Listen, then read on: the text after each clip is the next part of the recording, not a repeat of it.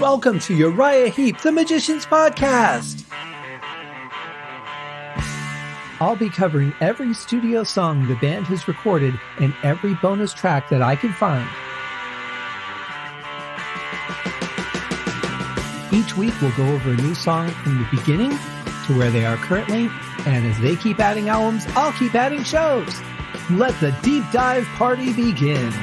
In the magic garden, some were singing, some were dancing.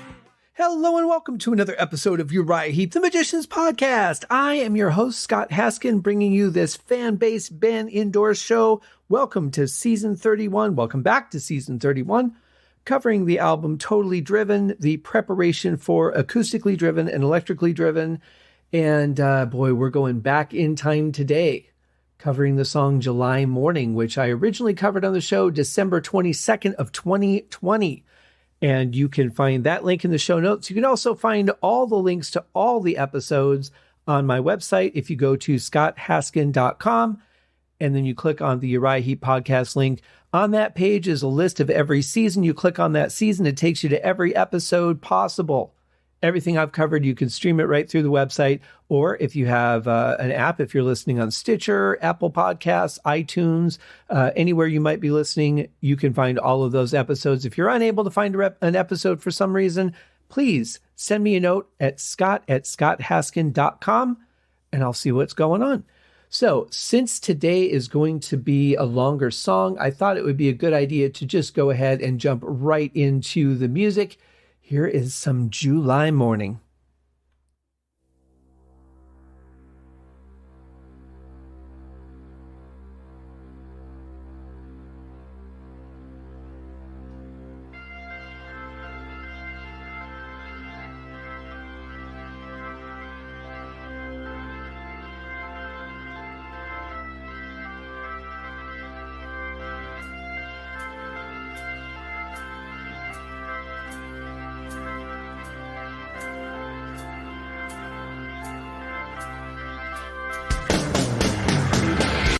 Lovely organ opening.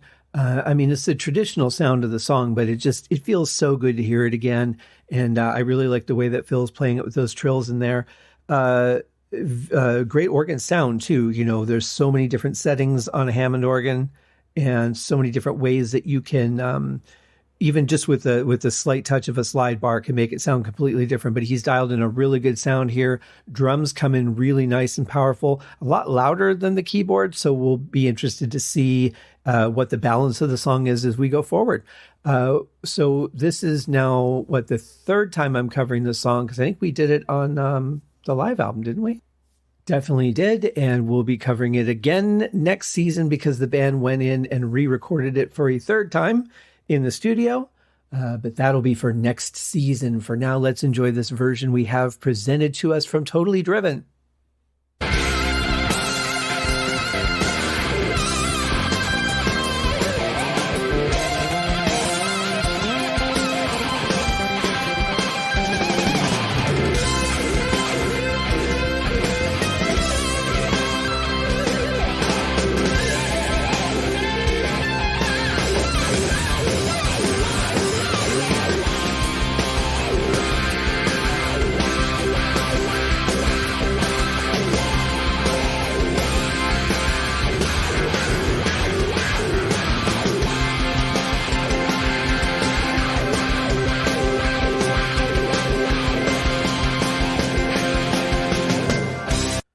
Mick just coming into the song like a wild man, stretching that guitar for everything it's worth.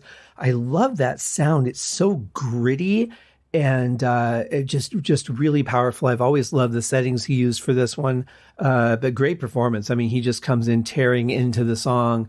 And it's nice because you have this like nice gentle opening, and then you've got this killer heavy drum sound coming in, and then the airplane's in flight, man. You've reached altitude already, and we're just going where we're going. A very powerful version so far.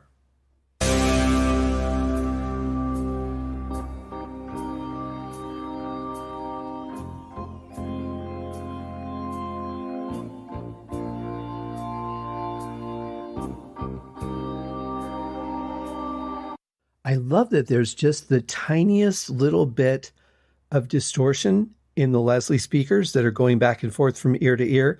It's enough to be perceptible, but not enough to really be noticeable in the front of the sound. It's a delicate balance sometimes, but I think they've done a great job setting a really good level just for that gentleness, just enough presence.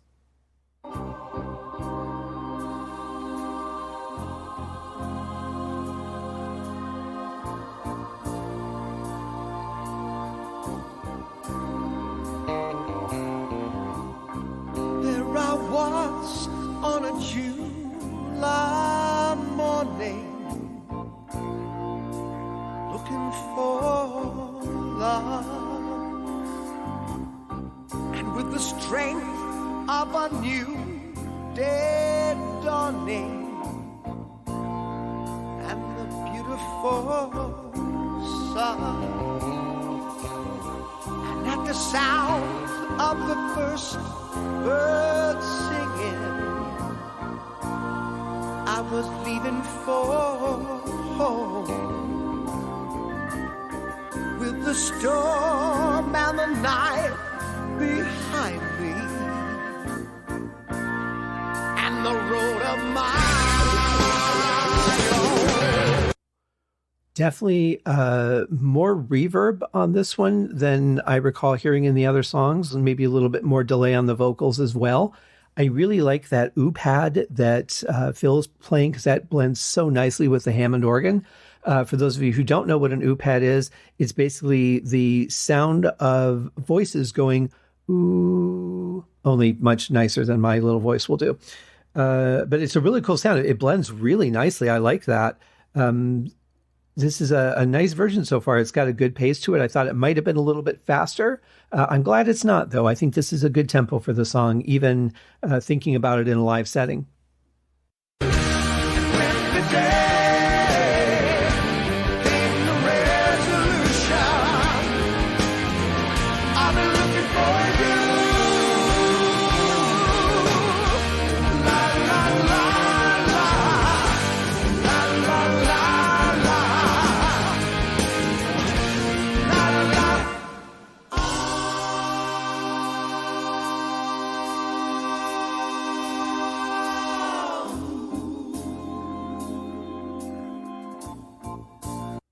Very powerful chorus. I really like that. And let's just take a second to appreciate Trevor Boulder on this one. Man, he is on fire on this song. And this is really the kind of song where it would be so easy to just lay back and just play the bass notes of the song, just the bum, bum, bum, and really just keep the pace of that during the verse and then through the chorus. Stepping up the game a little bit, but not getting too crazy. But he's just playing his heart out on this one. And I remember when I talked to Paul Newton and we talked about this song, he said that the bass melody, that three notes, was inspired by Deep Purple's Child in Time, which is really cool. Now, of course, Uriah Heep was writing Very Heavy, Very Humble at the same time Deep Purple was writing In Rock. Transitory albums for both bands, because Heep was transferring from Spice to Uriah Heep, and Deep Purple was going from Mark I to Mark II, both changing their sounds, going much heavier. So I have to wonder how much they heard each other, how much they were aware of what each other was doing, apart from just, maybe seeing each other from time to time in the corridors.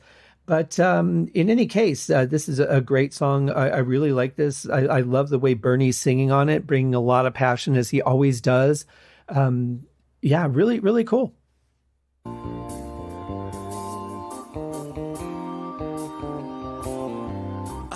Looking for love in the strangest places. Wasn't a stone that I left unturned, and I must have tried more than 1,000 faces, but not one was aware of the fire that burned. I like that Bernie is singing this with a little bit more power than the original, especially that last line, not one was aware of the fire that burned. Like, he's really digging in on that line. And I think it just lends so much power going into the chorus, because the chorus to this song vocally, there's not much to it. So you kind of have to ramp up the verse because the chorus is a little bit less than you would expect from a chorus.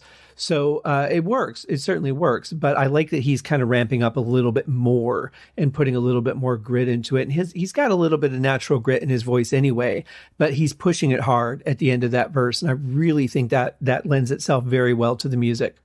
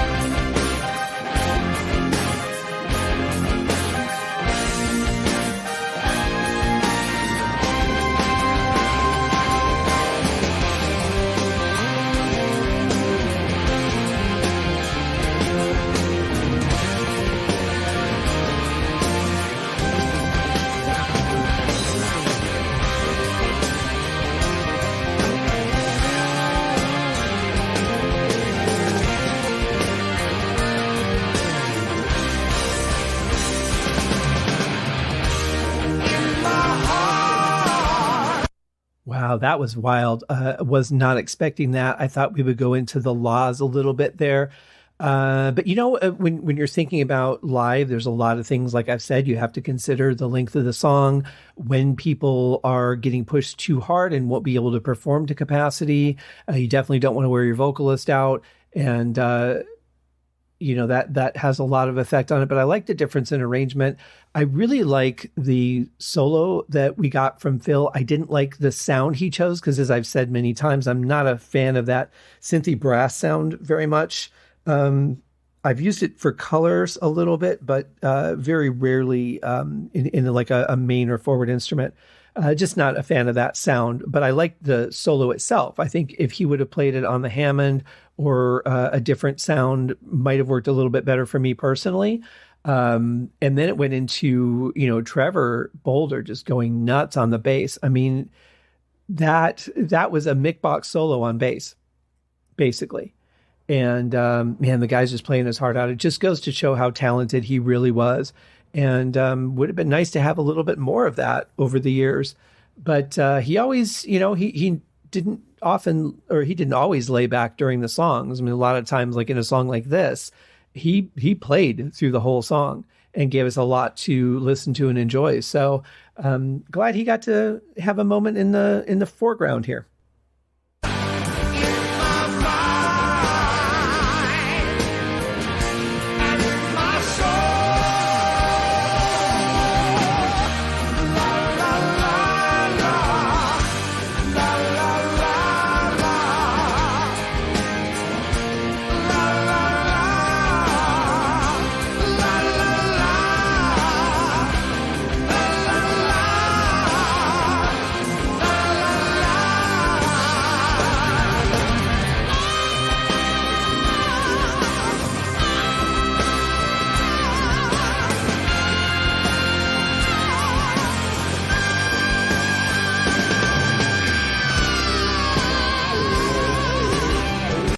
And that explains why they didn't do it earlier, because it was much more powerful there.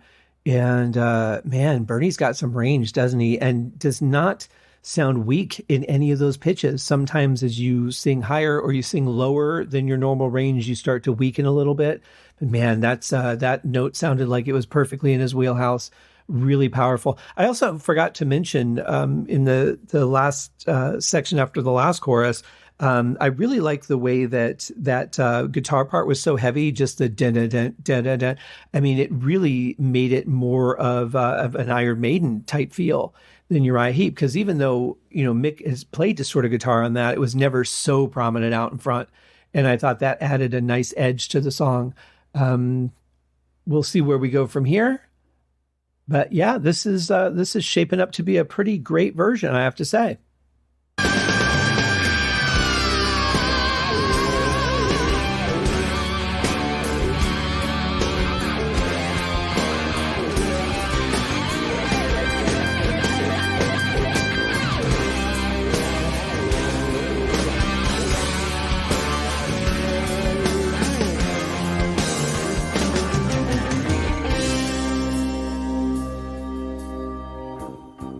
I almost thought I heard somebody whistling in the crowd, which would make no sense. It could have been somebody in the band or somebody in the, in the studio whistling. But I love that dark part. Like when the song changes to the part that we just heard, there's a really low end piano I'm hearing that's thickening things up and adding just a little bit more of a dark edge. I think I talked about this when I reviewed the song the first time. Maybe I talked about it a little bit with Dave too when we did Live in 73. But I've always liked this part because it just kind of took a turn, and all of a sudden it's like you're in a forest all by yourself and the sun's gone down and you've got to find your way home. But there's just like every little sound is something coming to get you. Like it just has an ominous feel to it all of a sudden. And it's weird because the song's kind of empowering and it's got determination and in the story. And I've always thought it was kind of interesting. So, let's see where they go from here. There I was on a July morning. I was looking for love, and with the strength of a new day dawning, and the beautiful sun, and at the sound of the first birds singing, I was leaving for home, with the storm and the night behind me. Yeah, and the road of my own. What a beautiful build into this last chorus. Well, I'm assuming it's the last chorus because we have just under 2 minutes left to go. So I imagine we'll be hitting that dark part again here pretty soon. But how powerful was that buildup between the bass and the keys and Bernie? Really, really beautiful. And of course, Lee being the timekeeper in the background.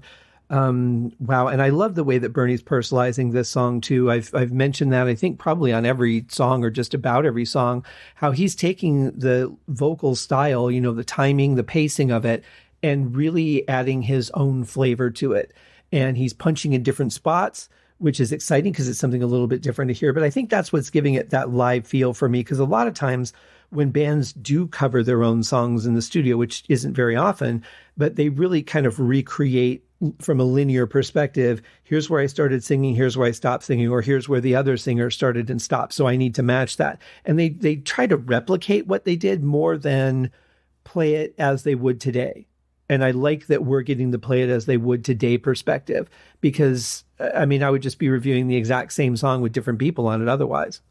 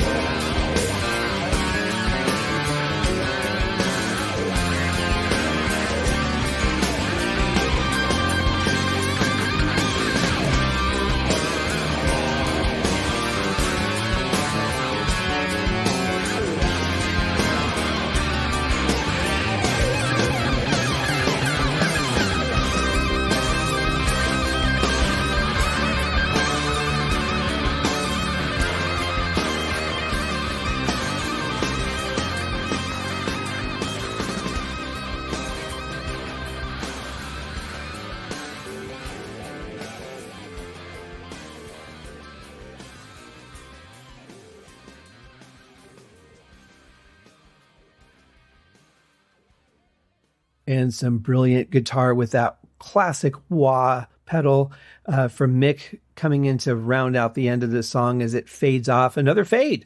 Kind of surprised. Was expecting that all these songs would have an ending, but then again, that's all just in my head, as they have proven throughout the course of this season. Really good version, though. Really powerful. I like it. I love the combination of the guitar and that low piano. I would, tend to think that pitch of piano would probably interfere with the bass, and it does a little bit crossover, but it's separated enough in the mix where you can tell what Trevor's doing and what Phil's doing, which I like. Great solid drumming from Lee Kerslake, of course. Just a great version of this song. And I have to say, I really like it. I wasn't sure what to expect going in, because this is another one that as a kid, this was one of the songs, like I would wake up in the morning, I would have my turntable set the night before, but I'd wake up in the morning and I would just put on a record. I would just like turn on the stereo and put the needle on the record that was already on the stereo. And sometimes I wanted to hear In the Court of the Crimson King. It's a long song. It's a good one to wake up to. It's got some energy and fire in it. And then this one was another one that I would do that with. If I wanted to have, something to just kind of get me going in the morning, this would be one of those songs. And especially in the autumn, in that, in Michigan where, it's wet outside and it has that the dry leaves, they would fall off the tree and they would be dry on the ground. And then the rain would come, because it was very rainy in the autumn season, and they would be dry leaves that were re-wet, and it would just have a certain smell to them. There'd be like a lot of acorns in the area. So there's just like certain moods I get from the weather, certain smells that come back to me right away. Come back to me, no pun intended. And this song always reminds me of that, because it would be around that time of year that this would be one of the songs that I would listen to. And of course in July as well.